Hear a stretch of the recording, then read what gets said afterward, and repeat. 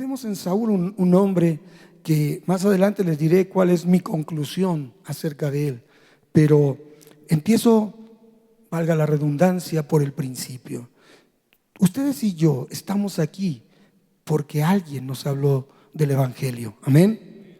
Estamos aquí porque alguien nos habló de Cristo. Amén. Porque alguien nos habló de la buena noticia de salvación y estamos aquí. Entonces quiere decir, hermanos, que anunciar el Evangelio es una tarea vital para cada uno de nosotros, necesaria en un sentido y en otro, en recibirlo y en darlo. Por tanto, es vital el anuncio del Evangelio. Y la misma Escritura lo dice Romanos 10:14, un verso que el evangelista, el buen evangelista entiende como una instrucción específica, que dice: ¿cómo invocarán a aquel en el cual no han creído?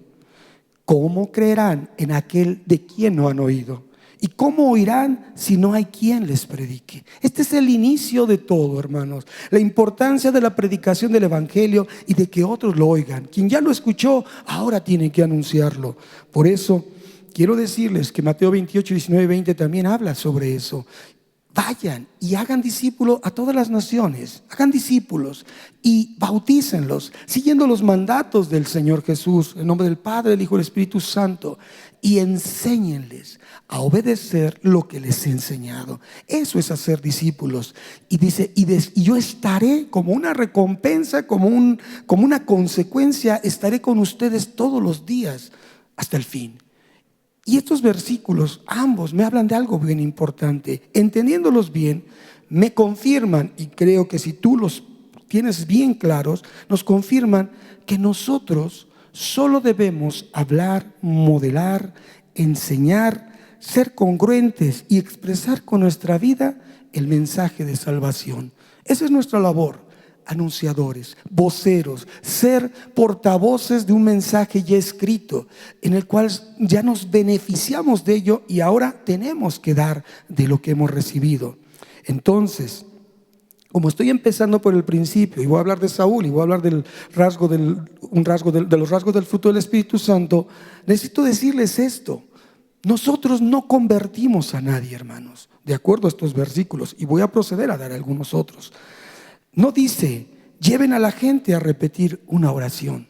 Si alguien encuentra esa porción en la Escritura, y no me hable de Romanos 10, hábleme de toda la Escritura para que diga, repitan una oración. No, hermano, nosotros no convertimos a nadie.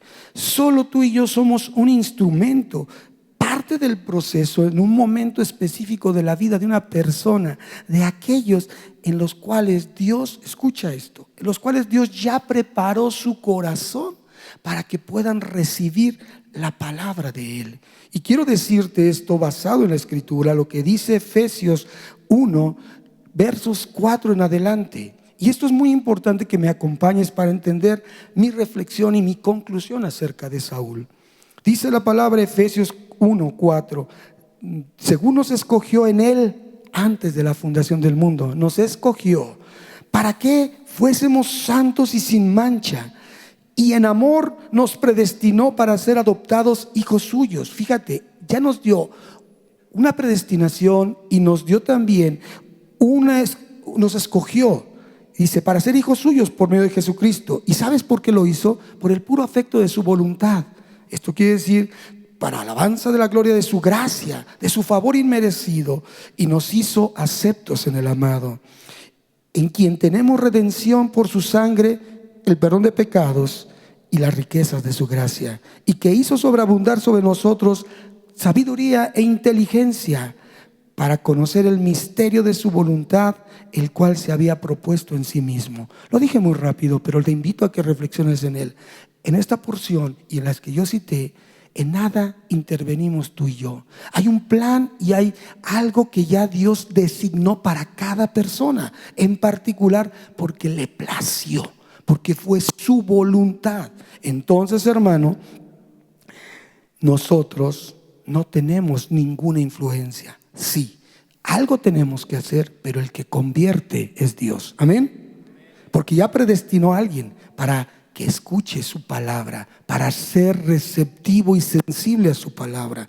Y si esto no es convincente para ti, voy a decir rápidamente otros versos de apoyo. Hablando del Antiguo Testamento, dice segundo libro de Crónicas 7:14: si mi pueblo que lleva mi nombre se humilla y ora, fíjate, acciones que debe de llevar el pueblo de Dios e individual. El pueblo de Dios somos todos, tú y yo, pero tenemos que orar todos a la vez, lo mismo. Entonces esto es individual. El pueblo de Dios tiene que humillarse y orar y buscar y abandonar su mala conducta, y buscar a Dios y abandonar su mala conducta. Dice, y la recompensa, yo lo escucharé desde el cielo, perdonaré su pecado y restauraré su tierra. Un acto individual donde no interviene nadie más que Dios, y tu respuesta para Dios.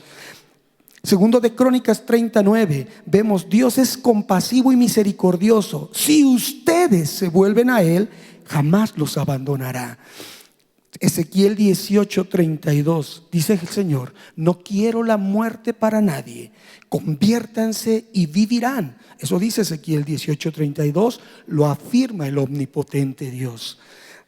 Joel 2:13, rásguense el corazón y no las vestiduras, es decir, no sean hipócritas. Vuélvanse al Señor su Dios, porque Él en su bondad y compasividad es lento para la ira y lleno de amor, y cambia de parecer y no castiga. Esto fue Joel 2:13. Y voy con Pedro en 3 versos que me encantan siempre citar acerca de él, en cuanto a lo que es la decisión de querer seguir a Cristo. Y esto es Hechos 2:38. Pedro habló su palabra, y acto seguido alguien dijo: ¿y qué hacemos ahora? Cuando la palabra impactó su corazón, que Pedro les dice: arrepiéntanse y bautícense cada uno de ustedes en el nombre de Jesucristo para perdón de sus pecados, les contestó Pedro, y recibirán el beneficio, el don del Espíritu Santo. Hechos 3:19, aquí Pedro vuelve a instarnos a meditar y actuar por medio de la palabra. Dice: por tanto, para que sean borrados sus pecados, arrepiéntanse y vuélvanse a Dios. Fíjense las acciones: borrar pecados, tenemos que actuar nosotros, y vendrán tiempos de descanso de parte del Señor. Así termino con segunda de Pedro 3:9, que dice: y el Señor no tarda en cumplir su promesa, según unos tienen por tardanza, más bien Él tiene paciencia con ustedes, porque no quiere que nadie muera, sino que todos se arrepientan. Amén. Mira, hermano, quiero llevarte este pensamiento. Tú y yo, ¿en qué intervenimos en este proceso? Solamente, como dice Romanos 10:14, hablar la palabra. Entonces digo, ¿es importante nuestra participación en el Evangelio? Sí. Claro, es un rotundo sí, claro, hermanos, porque nuestra comisión dice: vayan y hagan discípulos, y es nuestro deber también. Dice: vayan y hagan discípulos a todas las naciones, cité ya Mateo 28, 19 y 20, y después cito lo que es Mateo 18, dice: den de gracia lo que ustedes han recibido. Ese es un deber de nosotros. Y también dice la palabra en lo que es Mateo 9, 37, 38, y oren para que el Señor envíe obreros a su mies. Esto es la labor de nosotros, hermano. Cuando nos toca hablar, hablemos. Cuando no podamos hablar, tenemos que orar para que el Señor envíe obreros, porque la mies es mucha y pocos son los obreros. Amén. Entonces nuestra participación es importante en todo este proceso, hermanos. Pero hay algo que debemos meditar y reflexionar, hermanos, que esto es algo personal. Tú y yo no vamos a influir en la decisión de otra persona. Tú y yo no vamos a influir en el caminar de esa persona. Tú y yo no vamos a hacer lo que esa persona debe de hacer. La realidad, hermano, es que tú y yo poseemos una naturaleza demasiado débil. Esa es nuestra realidad. Y es porque también mucho tiempo hemos sido conformados a vivir una vida sin Dios. Amén. Mucho tiempo caminamos sin Dios, sin propósitos, sin reconocer que somos gobernados por nuestra propia voluntad. Y ahí quiero decirte, voy cerrando esta introducción.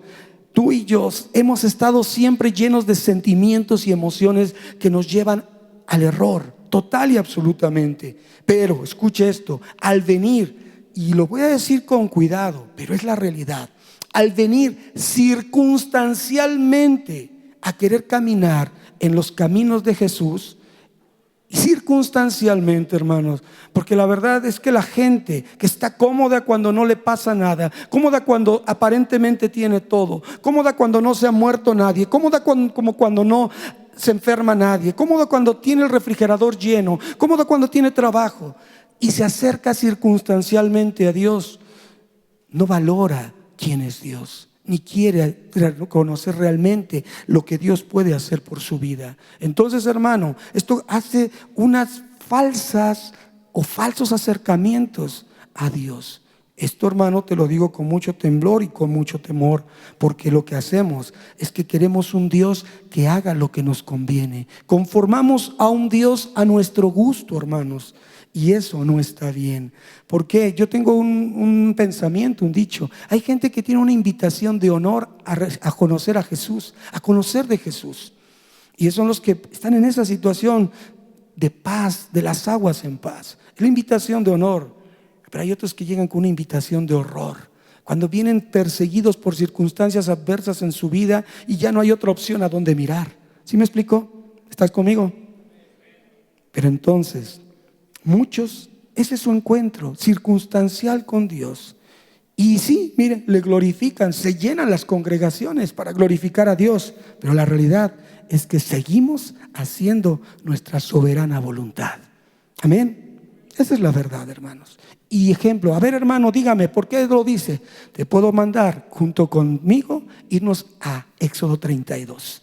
¿Y qué dice Éxodo 32? Te invito a que lo leas detenidamente en tu casa. Habla de cómo Moisés subió al monte a recibir la instrucción de Dios, la voluntad manifiesta de Dios en tablas de piedra para podérselas mostrar al pueblo. Pero como se tardó 40 días y 40 noches porque tenía todo pagado, el pueblo se desesperó y le dijo a Aarón, el segundo en turno: Aarón, quizás Moisés ya se olvidó de nosotros, pero queremos agradecerle a Dios que nos sacó de Egipto y reconocerlo y homenajearlo. Así que Aarón, haznos un Dios. Y Aarón, con un carácter débil, le dijo: traigan todo el oro que tienen. Y una vez que lo trajo, les fabricó un becerro de oro, a quien le dedicaron el homenaje de reconocimiento de su salida de Egipto, a quien lo hicieron conforme a sus deseos y danzaban y daban rienda suelta a su naturaleza pecaminosa, de tal suerte que cuando lo oye Dios, le dice a Moisés: tu pueblo, ya no le dijo mi pueblo, tu pueblo se ha descarriado y me voy a olvidar de él, y de ti solamente haré una nación, levantaré una gran nación. ¿Sabes, hermano?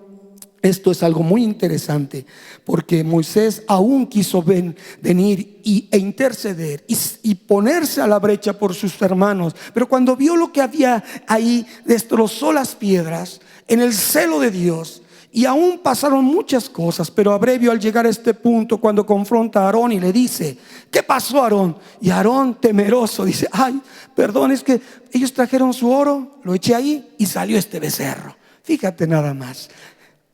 Cobardemente no reconoció su participación en querer conformar, como toda la humanidad que circunstancialmente se encuentra con Dios, a un Dios a su manera, a su forma y a sus necesidades. Por eso, hermano, he de decirte que esto viene con ver lo que reflexioné sobre la vida del rey Saúl. Reitero, yo no voy a hablar del rey Saúl como ha hablado nuestro pastor, pero sí he visto algo. Punto primero: desde el principio Saúl se mostró como alguien que tenía debilidad de carácter, no entendía lo que hacía.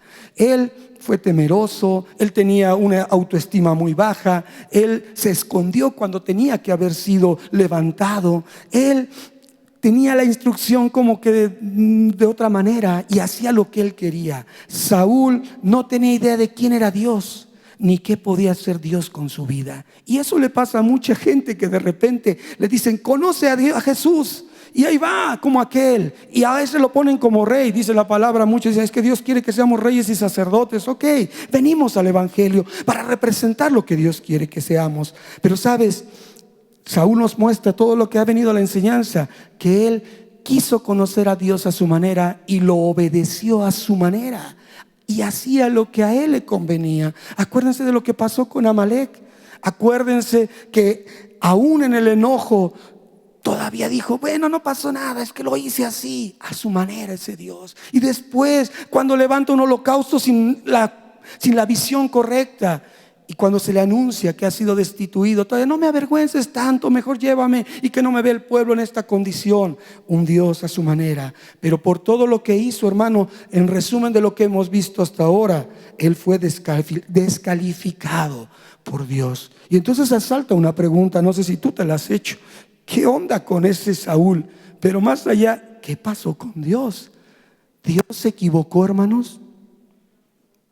¿Dios se equivocó? No. ¿Saben qué pasó?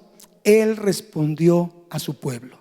Sí, respondió al pueblo, a quien ya el mismo Dios le había advertido que si querían tener un rey como las demás naciones, habrían de sufrir severas consecuencias. Y yo te invito, hermano, a que vayas a Deuteronomio, no ahorita, anótalo, Deuteronomio 17, nos habla del 14 al 20, lo que el mismo Dios a Moisés le dijo, y no querrán ustedes un Dios como las naciones, porque si así pasara, ese será que no sea extranjero, y que tampoco siendo de ustedes van a ver que va a ser esto y aquello. Y aún Samuel, en primer libro de Samuel capítulo 8, versos 9 al 19, les recuerda lo que Dios había dicho en Deuteronomio. Es que pueblo, ustedes si van a tener un rey va a pasar esto y esto y esto. ¿Y qué creen que hizo el pueblo? No nos importa, queremos un rey, ya no queremos el gobierno de Dios, no queremos que el soberano Dios nos diga lo que tenemos que hacer, queremos un hombre como nosotros que nos dirija. Y entonces en consecuencia, ¿qué creen? Dios actuó, sí, Dios actuó con una voluntad que le llamo permisiva. Es decir, la voluntad permisiva de Dios, valga la redundancia, nos permite hacer lo que nosotros querramos, bajo la condición y la advertencia de que ya nos dijo lo que no debemos hacer. Amén. Sí me captan, hermanos. Voluntad permisiva. Adán y Eva les dijo, no comerán de ese árbol, no harán esto. ¿Y qué hicieron? Lo hicieron. ¿Dios se equivocó con la creación de ellos? No. Voluntad permisiva, pero consecuencias a pagar con muy alto precio, hermano. Así que aquí es muy importante entender, enlazando, reitero, lo que quiero llevarles desde el principio, desde lo que es integrarnos a conocer a Dios. No nos convertimos por una sola oración, ni nos convertimos porque alguien esté haciendo lo que nosotros tenemos que hacer, ni nos convertimos a Dios por querer que Dios haga lo que nosotros queremos. Nos convertimos a Dios de voluntad rendida y de corazón rendido. Y por eso es muy importante entender que en el culto a Dios, hermano, en la manera de responder al conocer, no de Dios, sino conocer a Dios, que es muy diferente, las obras del hombre, escucha esto, las obras del hombre no deben intervenir para nada. En el proceso nosotros somos solo instrumentos para ser moldeados nosotros mismos al ceder nuestra voluntad y para que otros escuchen del Señor, pero nada más nosotros. Y esto, hermano, te quiero decir que está tipificado en la Escritura. La Escritura habla de un altar, levantar altar. ¿Y sabes qué es un altar? El altar es el reconocimiento de lo que Dios es. Un altar es reconocer quién es Dios, qué ha hecho Dios, qué está haciendo Dios y qué esperamos que haga Dios. Un altar es el darle homenaje a Dios. Un altar es poner a Dios en el lugar que debe de representar como lo primero en nuestra vida. Eso es un altar. Hay un altar que puede ser personal, hay un altar que puede ser familiar o un altar que puede ser congregacional. Amén. Pero ¿qué dice Dios del altar?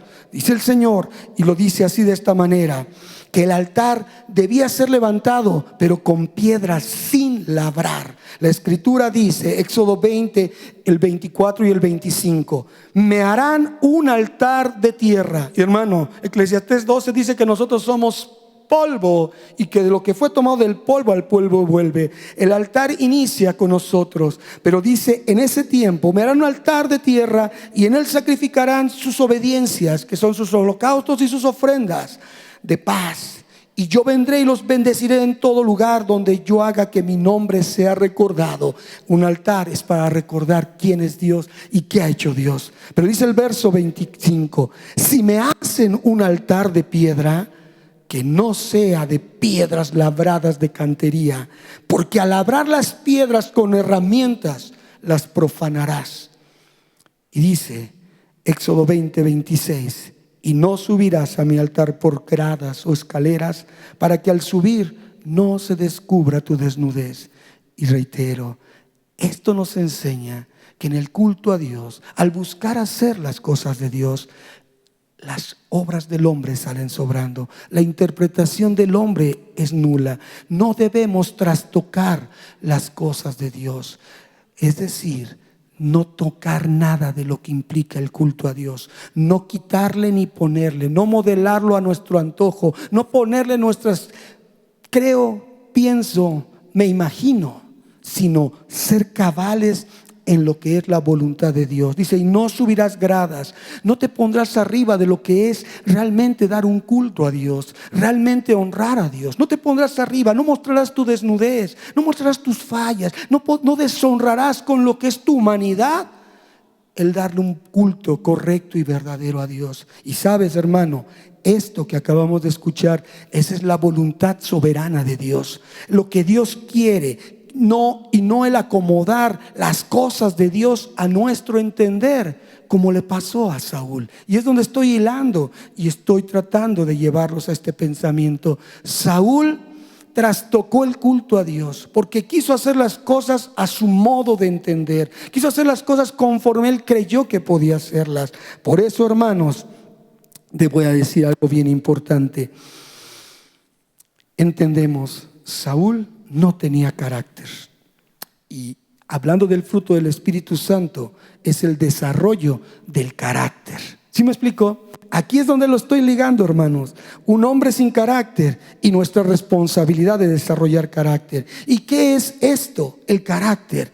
El carácter es la conversión, mi hermano. La conversión genuina. Ya te entendí. Ahora ligo lo del principio. ¿Cómo conocerán si no hay quien les predique? Pero tú y yo no convertimos, sino que es una decisión, una participación única, especial, personal, de obediencia para hacer lo que Dios nos dice que hagamos. Entonces, hermanos, la verdadera conversión es la rendición de nuestro carácter. La verdadera conversión rinde nuestro carácter, porque no vinimos al Señor a hacer lo que nosotros queremos, sino a obedecer lo que Dios quiere. Amén.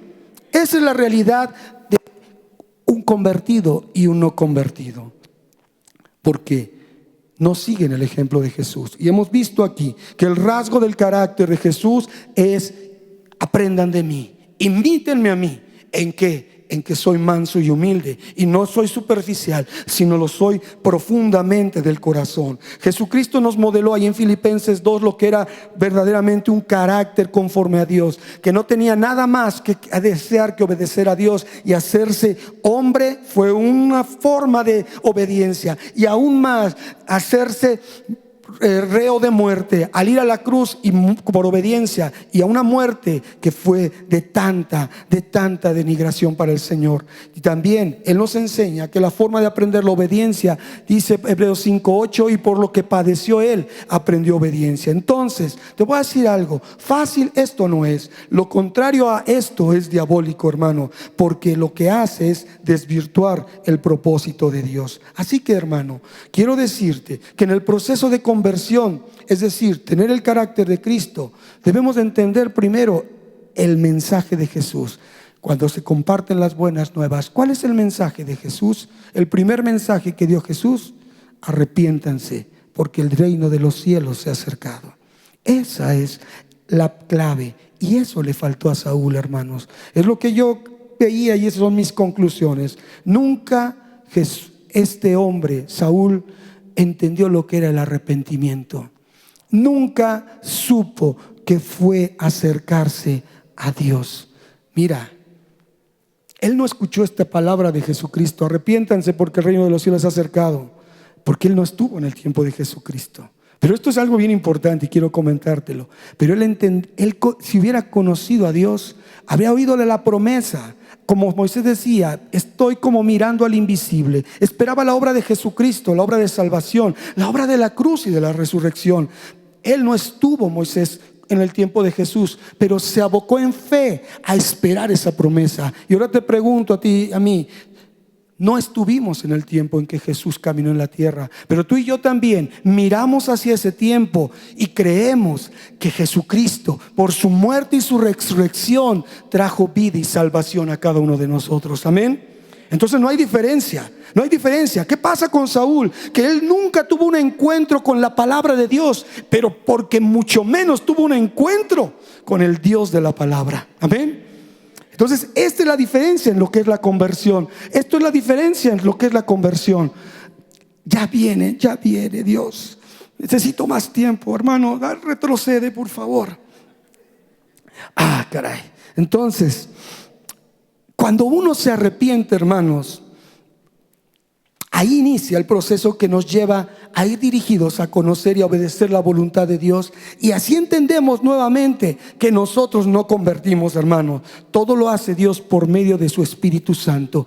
Esto es personal. No podemos obligar a nadie, como nadie obligó a Saúl. A Saúl se le dio una instrucción, pero nunca fue impactado por la palabra. Y caminó, pero no dio fruto, hermanos. Por eso dice la palabra de Dios, Juan 15:16. Ustedes no me eligieron a mí. Y vuelvo al principio, Efesios 1.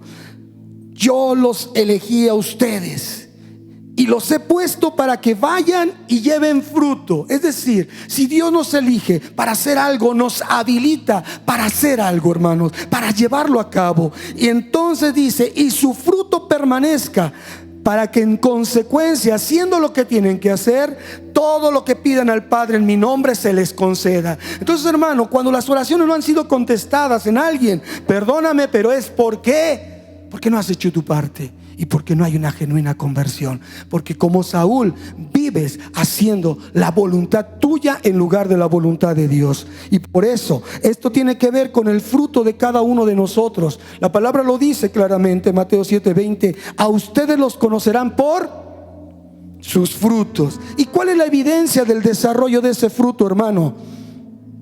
La conversión. Conformarse al carácter de Cristo.